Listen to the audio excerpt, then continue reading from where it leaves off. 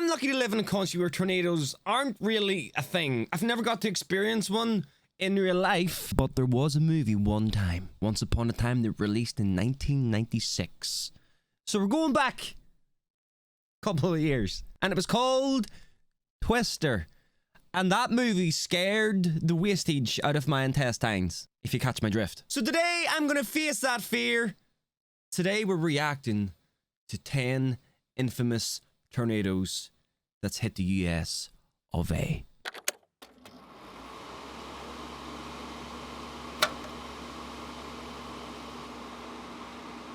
Before we watch this, I just want to take a quick second to say thank you. We have had so many new subs here and so many new follows over on Twitch. So thank you so much, guys. It means the absolute world. You guys are awesome. Thank you. An F5/EF5 tornado is the high. Somebody hold on to the phone. What is that? Do not tell me that is a tornado. Nah, hold on a minute. Nah. In my head, that's no. An F5/EF5 tornado is the highest rated tornado pop. I can't, no, I'm so sorry for pausing, but I'm in shock. Look at this. Is this a fucking tornado? Man, I'm thinking like it's this thing fucking just spinning really quick. What the f is that? These tornadoes are deadly, they're devastating, and thankfully, they're quite rare. But they do occur, and in the past 150 years, there have been over 100 tornadoes that are believed to have had F5/EF5 strength. And today we're going to do a top 10 list on what I think are the most significant of these tornadoes. What do I mean by significance? Well, essentially I'm talking about the top 10 most famous tornadoes, whether that's due to the amount of damage it caused. That is terrifying and incredibly heartbreaking to see, though. To see how it can destroy like people's lives and obviously take lives. Kind of horrifying to watch, and to see that is what it leaves in its wake. The amount of fatalities, iconic footage that was captured of the tornado, perhaps the lore behind a specific tornado. What are the tornadoes that have really captured the general public's fascination? That's what we're talking about today. The lore? What, does the fucking thing have a storyline? With number 10, we're starting off with the April 27th, 2011 super outbreak, shit. specifically looking at the Hackleburg-Phil Campbell EF5 tornado. The 2011 super outbreak remains the largest and costliest tornado outbreak on record, with over 260 confirmed tornadoes. See, that's what I'm kind of, that whenever I say like Twister and stuff. Phil Campbell EF5 tornado. That's the 2011 kind of super what I was outbreak thinking remains about. The largest and costliest tornado outbreak on record, with over 200. Like this sort of shit. That's what I'm thinking about when I hear like a Twisters or tornadoes in my head. That's what I imagine. Not those countrywide behemoths. 160 confirmed tornadoes and 324 fatalities. On that day, there were 4 EF5 tornadoes. We haven't had an EF5 tornado since 2013, and there were 4 on this day alone. A truly insane day for weather. Holy shit. The deadliest and most destructive of all these tornadoes was the EF5 that struck the communities of Hackleburg, Phil Campbell, Tanner, and Harvest in Alabama, and then Huntland in Tennessee. Overall, 72 lost their lives and over 145 were injured. Peak wind speeds were estimated to be in the 210 mile/hour range, and the event lasted for over. That is absolutely bonkers. 210 mile/hour winds. For 2.5 hours, traveling 132 miles. 132 miles is a very long distance for a tornado. The EF5 damage mainly occurred in Hackleburg and Phil Campbell. Here's an example of the damage in Phil Campbell. A house completely swept off its foundation. Here's another similar example in Hackleburg. This EF5 makes the list because it's probably the most significant tornado of the 2011 super outbreak. That is insane. Although you could make an argument for the EF4 that struck Tuscaloosa and Birmingham. Quick honorable mention to the Rainsville, Alabama and Smithville and Philadelphia, Mississippi EF5s from that same day. Moving on to number 9 with the catastrophic tornado that occurred only 2 years later on May 30th, 2013. Yes, we're talking about the Newcastle Moore EF5 tornado that resulted in 24 fatalities and 212 injuries. This tornado began northwest. Remember I said in the last videos that I really want, like, I would love to move over there? I think I'm going to stay here. Of Newcastle around 3 p.m. local time. It quickly strengthened, and within 5 minutes, the National Weather Service declared a tornado emergency for southern Oklahoma City. Tornado emergency is now coming. We do have a tornado emergency. This is a tornado emergency. This is higher than a tornado warning. I've seen a lot of hook echoes in my day, terrifying. but not quite as well defined as the 2013 Moore EF5. Just take a look at this, and look at that debris ball. It would be terrifying seeing something like this on radar. The tornado would then enter the suburbs of Moore, destroying around 1,200 homes and hundreds of businesses. The scale of the destruction can be clearly seen through the satellite imagery available on Google Earth. The tornado reached peak EF5 strength near eastern Moore, where it swept well-built homes completely off their foundations. This damage was likely caused by winds in the 210 mile/hour range. It would finally weaken shortly after exiting Moore, and the Oklahoma... Is there anybody in the comments that's watching this right now that's ever experienced damage to their home, or like been sitting on your porch having a morning cup of coffee and one just kind of goes by? I would love to know if you guys got any like first-hand experiences. I really would. Oklahoma City metropolitan area. This event has become well known through the large amounts of media coverage and footage. That is the most famous being Mike Morgan from KFOR. Genuinely scares me, bro. And hook echo that well defined, you're going to get quite a reaction from any TV meteorologist. And Mike Morgan definitely reacted accordingly. Tornado emergency for Moore. You folks in Moore, you need to grab whatever it is you need to grab, and you need to go underground. Bottom line, grab your kids, grab your loved ones, grab your friends, or just get out of the way. Overall, the event lasted 39 minutes, traveling 30 miles, which is quite a bit shorter than our last entry, the Hackleburg-Phil-Campbell EF5, but it occurred in such a densely populated area. What the also worth noting, this is actually the most recent EF5 tornado. We haven't had an EF5 tornado in over 10 years. What starts them though? Like, how do they just come up out of nowhere? Is it just gradual winds that's like in that current weather? Like, I'm assuming there's a way to predict them, right? Kinda? With the May 11th Waco, Texas F5. This extremely powerful tornado destroyed over 600 homes and 400 commercial buildings, claiming 114 lives. This makes it the 11th deadliest tornado in US history. It actually just makes you think, like, back in the day, whenever like homes and shit were made out of like probably wood, like a lot of them, they would just get torn to pieces.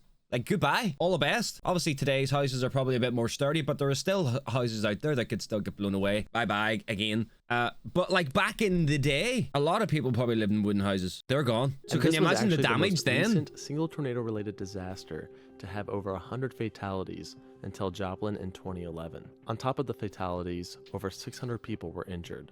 Of course, there is no video of the event, but the photos show just how horrific and destructive this tornado was. The downtown portions of Waco were hit especially hard, including the RT Dennis building, where in that one building alone, 30 would lose their lives. Many of the downtown buildings were constructed poorly, leading to their collapse, burying people inside who were seeking shelter. Thankfully, the Alico building, which was a newer build, did not collapse. Some remnants from the tornado can still be seen to this day a big building, at the bro. Dr. Pepper Museum. This brick building partially collapsed, but it was fixed up, and the newer bricks are the lighter color shown here. It is estimated that this tornado had wind speeds close to 261 miles per hour, making it the most powerful we've covered thus far. The Waco F5 is significant. There's no way it reasons. gets further. First of all, it's one of the deadliest on record ever, a truly devastating event, but it also represents 1953 as a whole. 1953 was a terrible year for tornadoes. There was the Worcester F4 tornado and the Flint Beecher F5 tornado. All three of these tornadoes eventually led to more advances in civil defense against severe weather.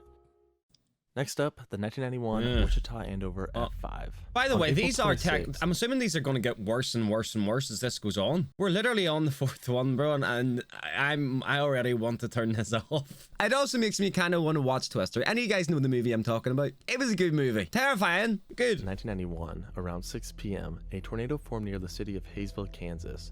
It quickly intensified to an F3 level where it began to leave a path of destruction through the southern suburbs of Wichita. It then crossed the Kansas Turnpike and destroyed the Greenwich Heights subdivision, creating damage in line with F4 tornado strength. Growing in intensity, the tornado entered the McConnell Air Force Base, where it narrowly missed 10 B-1B bombers worth $280 million each.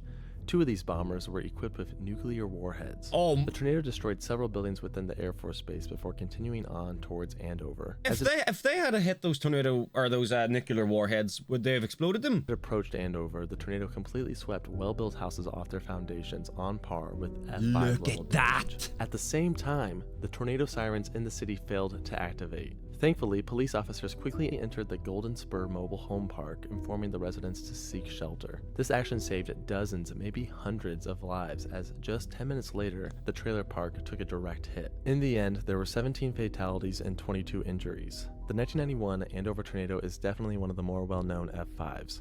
One reason why the tornado has become so iconic is due to it occurring around the same time camcorders became more affordable and abundant in the general population. Most people around that time had video cameras, so for that reason there's a ton of footage of the tornado, including the famous Duke Evans. My god. Oh my god.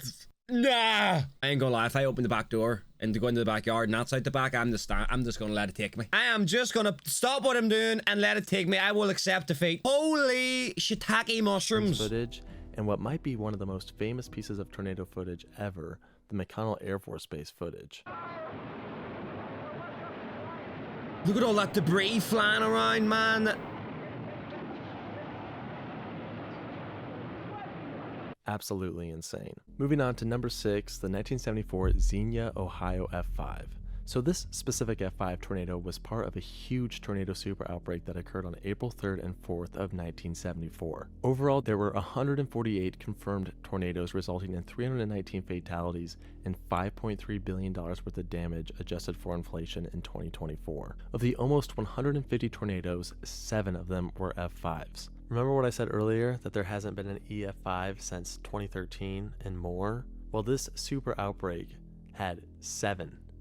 Arguably the most significant of the F5 tornadoes was the one that hit Xenia, Ohio on April 3rd, resulting in 36 fatalities and over 1,100 injuries. This tornado lasted for 39 minutes, traveling about 30 miles. We do surprisingly have footage of this tornado. 16-year-old Xenia resident Bruce Boyd captured the multiple vortices of the tornado using his Super 8 8mm camera. Audio was also recorded using a tape recorder by Mr. Broke Shoulder. Since the video is silent, the recorded audio by Broke Shoulder is often paired together with the video from Boyd.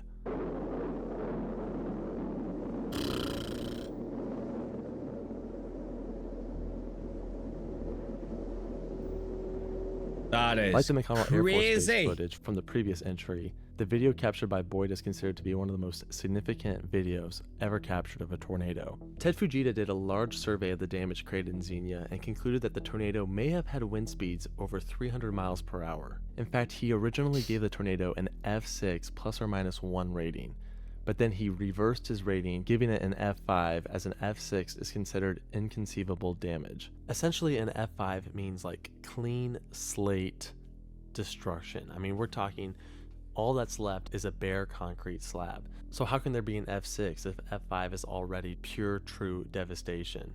You can't measure it. Xenia would be the only town of the 1974 super outbreak to be visited by President Nixon. When surveying the damage, Nixon stated, "As I look back over the disasters, I saw the earthquake in Anchorage in 1964. I saw the hurricanes, Hurricane Camille in 1969 down in Mississippi, and I saw Hurricane Agnes in Wilkes-Barre, Pennsylvania, and it is hard to tell the difference among them all. But I would say in terms of destruction, just total devastation, this is the worst I've ever seen." That's fucking terrifying. It's actually Number so 5, bad, the man. May 27th, 1997. Is that lightning going through this, or what is that? What the hell? That is crazy. Gerald, Texas F5. This enigmatic tornado formed around 3:40 p.m. just east of Gerald, Texas, parallel to Interstate 35. The weather system that formed the Gerald tornado was unique compared to typical tornadoes. For one, the tornado actually traveled the opposite direction that's of how the they vast start. majority of tornadoes, traveling northeast to southwest rather than the typical southwest to northeast. At first, the tornado didn't seem like a major threat. It appeared as a tiny rope, barely disturbing haze. So, wait, where did they start? Do they start on the ground or do they start in the clouds? This is what confused me. How the hell do they attach themselves to the ground and then just go to the clouds? It confuses the shit out of me. But within a few minutes, the tornado intensified and grew from a rope to a huge and dark wedge. This was also a multi-vortex tornado. These vortices can be seen in the now infamous Dead Man Walking photo captured by Scott Beckwith. Now at peak strength, the tornado entered the Double Creek Estates subdivision just north of the main part of Gerald, where it caused some of the most intense damage ever surveyed. The well-built homes within the Double Creek Estates were completely destroyed and cleaned from their foundations. Clearly F5 level damage. There's no way this was all homes. Everywhere. This was all homes. I can't believe this, man. Within this subdivision, 27 would lose their lives. Some believe the Gerald F5 tornado had wind speeds over 300 miles per hour, making it one of the strongest, most powerful tornadoes ever recorded. Others believe it wasn't the strong wind speeds that created the strong damage, but the slow-moving nature of the tornado. It essentially just sat on top of the subdivision. The I never thought about EF5 that. tornado has really managed to capture the fastest. So technically speaking, if you are to have a tornado in your area, you want it to be a fast mover, because the longer it stays over, the more damage it's going to do. So you want that to be moving, right? Nation of tornado enthusiasts. The fact that it started off as like a small little rope tornado that grew into this huge wedge monster. And it also happened just a year after Twister was released in 1966. So that was still on the minds of many. All in all, a unique yet very tragic EF5. The number 4 tornado on this list is the most recent, truly massive and catastrophic tornadic event. Jesus! And that is the May 22nd, 2011 Joplin, Missouri EF5. We talked about the 2013 Moore F5 earlier, and of course we did mention the 2011 super outbreak, but the EF5 that hit Joplin stands out on its own. This tornado resulted in 158 fatalities, making it the deadliest single tornado event since the Woodward, Oklahoma F5 in 1947. And this occurred in a time where tornadoes were much better understood, and homes and buildings were built stronger. Yet still, the event is one of the deadliest in history.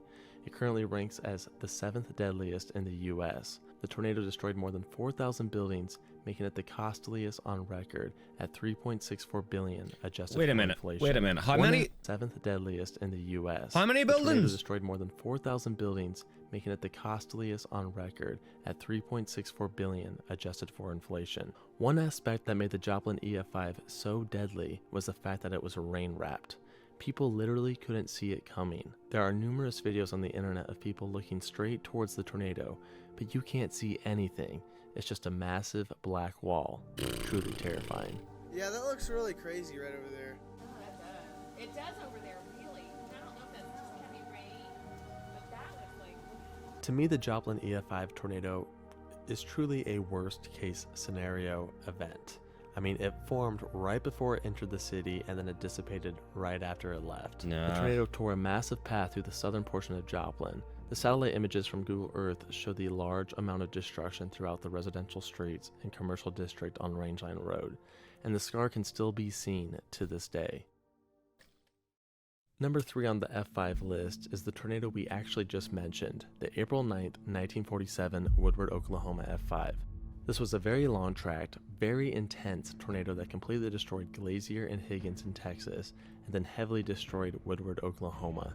The tornado path was at least 98 miles and could have been as long as 200 miles. However, experts are unsure if the path is just the result of one tornado or a series of tornadoes. 17 died in Glazier, 51 died in Higgins, and 107 died in Woodward. Overall, the Holy event claimed shit! 185 lives and injured 1,000. Making it the 6th deadliest in U.S. history. Oh the tornado was my! believed to have been over 2 miles wide. The destruction in Woodward, Oklahoma was catastrophic. Over 100 blocks of the city were pulverized. 2 miles wide. That is literally wider than the entire town I live in. So I'm literally trying to like imagine that in real life. That is insane. There's also a bit of lore behind the Woodward tornado. The deaths of 3 young girls were never claimed, so their origin is still unknown.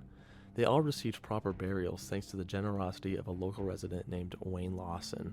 Another victim, Joan Gay Croft, went missing after the event.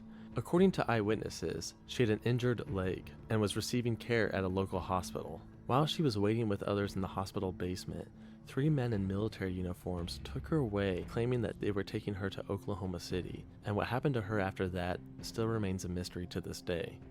I did a video about this in case you are interested. But now it's time to move on to number 2, the runner-up. Definitely the most well-known and infamous modern tornado event, and that is the May 3rd. By the way, can I just I curse a lot in videos. I know I do. It's just who I am. I'm from Northern Ireland. We do that a lot here. We can't help it.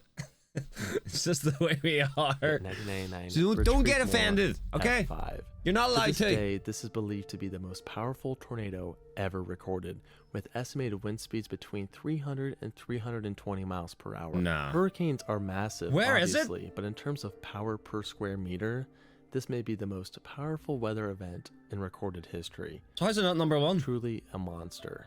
The tornado initially touched down around 6:20 p.m. near the small town of Amber, Oklahoma. Initially, it was an F2, but the tornado grew in strength quite quickly as it traveled through the countryside. By the time it actually reached Bridge Creek, this tornado was already a massive wedge F5. Oh, Here's some of the damage it caused in Bridge Creek. Absolutely devastating. Of course, the tornado only had just begun. A very well-defined hook echo had just formed on radar and it was heading straight towards Moore and southern Oklahoma City. The severity of the situation was incredibly obvious. A huge confirmed tornado was heading straight towards a highly populated wait a minute. Where is it? Is surely this is not it. This massive red thing. Surely that's not it. area. Mike Morgan and company at KFOR knew the serious nature of the situation, and you can hear it in their voices during the live broadcast. Get below ground, get in the interior closet or bathroom, get in the bathtub. We plead with you. There it is, crossing Interstate 35.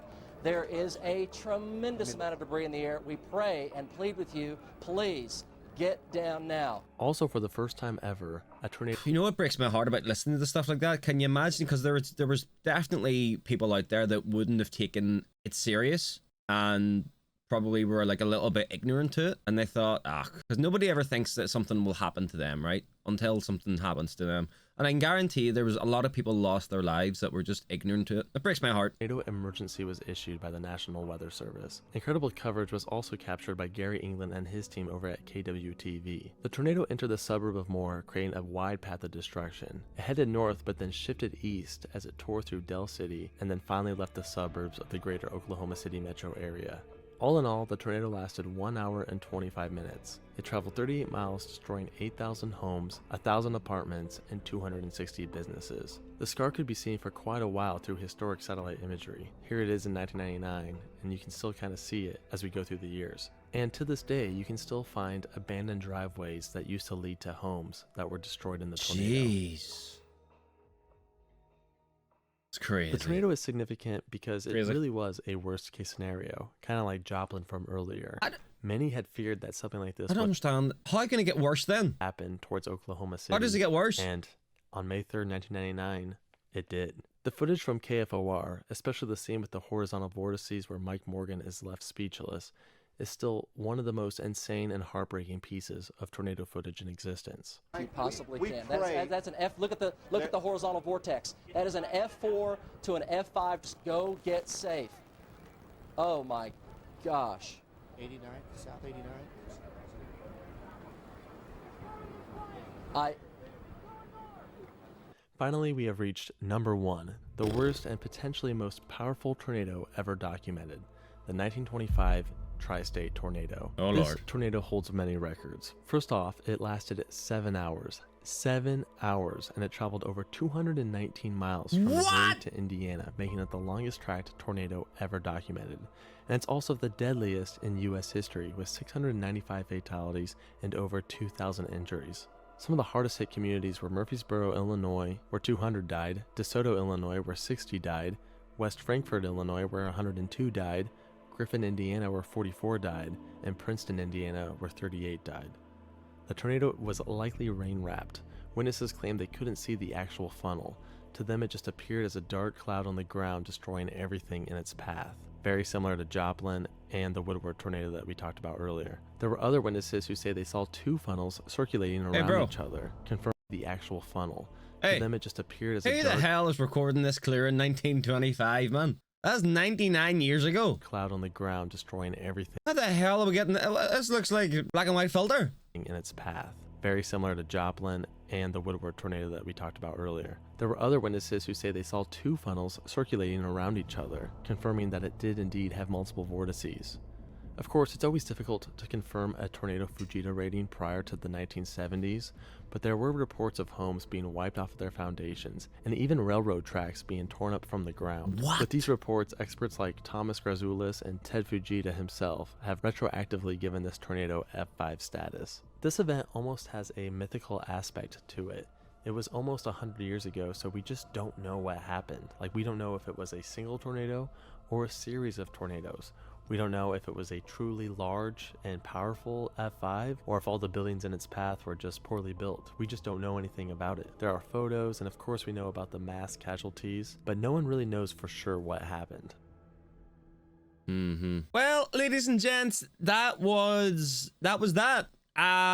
Yeah, that's one of the craziest videos I've ever watched. Like I said at the start, guys, I hope you guys are enjoying these videos. I really do. I am absolutely loving doing these types of videos again. I said it in the first video that during the content switch change up that it isn't something normally that we do here. But to the new guys coming in, I'm loving this new content switch, and the sheer fact that we've had over like 1,200 new subscribers in the past like 3 days is insane. So thank you guys. Thank you so much for the subs, the comments, liking the video. It means so much. It really does. So if you guys want me to watch a certain video, put it into that box. Have yourself a good week, guys. Peace.